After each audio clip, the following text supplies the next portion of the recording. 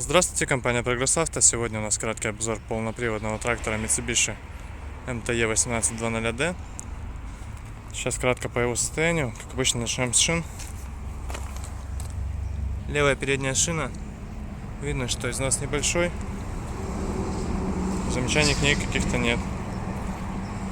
Левая задняя шина. Износ минимален. Мелких трещин, замечаний других вообще не найдено. То есть очень хорошая резина на тракторе. Здесь у нас двухточечное навесное устройство, без дополнительных гидрорегулировок, все максимально просто, надежно. Состояние ножей на фрезе, которая в комплекте, 130 сантиметров у нее рабочая ширина. Естественно, тоже Mitsubishi.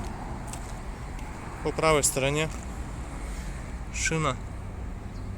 Состояние у нее также очень хорошее, то есть износ минимален, трещин и так далее, ничего нет. Правая передняя. Износ минимален, опять же. Поэтому шины очень хорошие на этом тракторе пришли.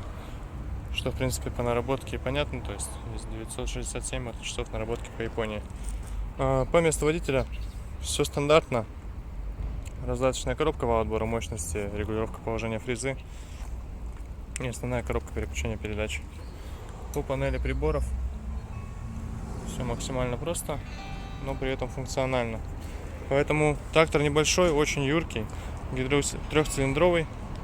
Руль крутится просто настолько же просто, как и на гидроусилителе руля. То есть гидроусилителя здесь нет, здесь у нас редуктор, но тем не менее, что на ходу, что на месте, очень легко и просто это все работает. То есть трактор очень юркий, очень удобный и с хорошей мощностью, поэтому для своих небольших хозяйств отлично подойдет, чтобы обрабатывать почву.